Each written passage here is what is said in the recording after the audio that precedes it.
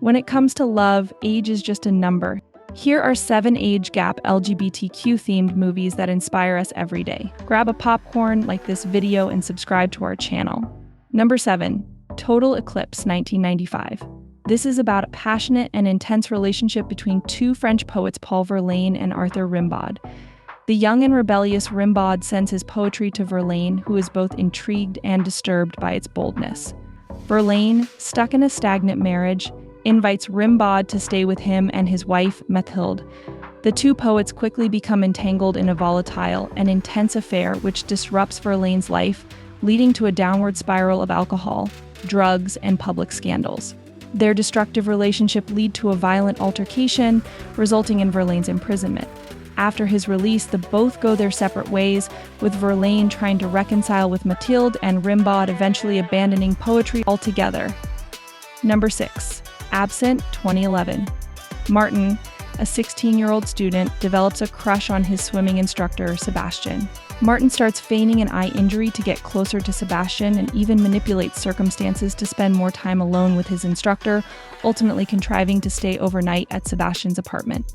Sebastian, unaware of Martin's true intentions, initially shows kindness and hospitality, but as Martin's advances become more overt, Sebastian starts to feel uncomfortable and conflicted about the situation.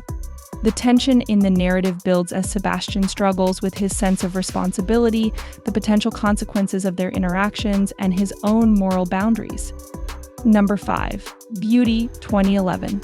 This is about Francois van Heerden, a middle-aged, married, and closeted gay man living in Bloemfontein, South Africa.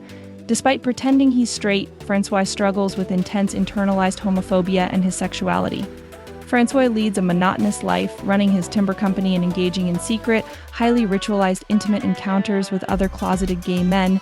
His life takes a turn when he becomes infatuated with Christian, the attractive and successful son of one of his friends. Christian's presence triggers Francois's suppressed desires and obsessions, leading to increasingly disturbing and violent behavior. Number 4. Our Lady of the Assassins, 2000. This is based on the novel by Fernando Vallejo.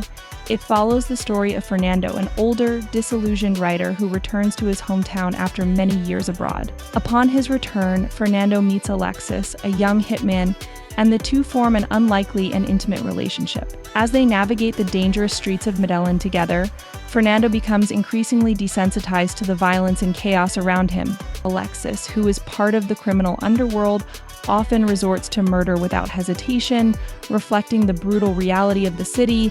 Their relationship gets complicated by the constant threat of violence, and eventually Alexis is killed. Fernando then meets Wilmar, another young assassin who really resembles Alexis, and their relationship begins to mirror Fernando's previous one. Number 3. Eyes Wide Open, 2009. This one's about Aaron, a married Orthodox Jewish father of 4 living in Jerusalem, who runs a butcher shop. His life takes a dramatic turn when he hires Ezri, a handsome young student, as an assistant. Despite the strict religious and social values of their community, Aaron and Ezri start a close, passionate relationship. As their bond deepens, Aaron becomes increasingly torn between his devotion to his faith, his family responsibilities, and his love for Ezri. The relationship faces intense scrutiny and opposition from the community, leading to significant personal and social conflicts. Number 2. What Happens Next, 2011. Paul Greco, a wealthy retired businessman who tries to find purpose and happiness in his new phase of life. After retirement, Paul's sister, Elise, pushes him to try new hobbies and social activities, hoping he'll find fulfillment. Paul reluctantly agrees and joins a dog walking group in a park where he meets Andy, a charismatic and outgoing man who is the complete opposite of Paul's reserved nature. As Paul and Andy's friendship grows, Paul starts to question his own life and sexuality, particularly as he develops feelings for Andy. Number 1. David's Birthday, 2009. 2 couples, Mateo and Francesca, and Diego and Sherry, spend a summer holiday together at a beach house.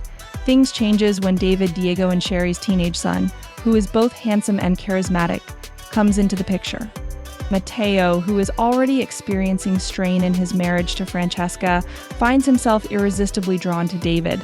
As Mateo's obsession with David grows, he struggles with his repressed desires, which eventually lead to tragic consequences. Which one's your favorite?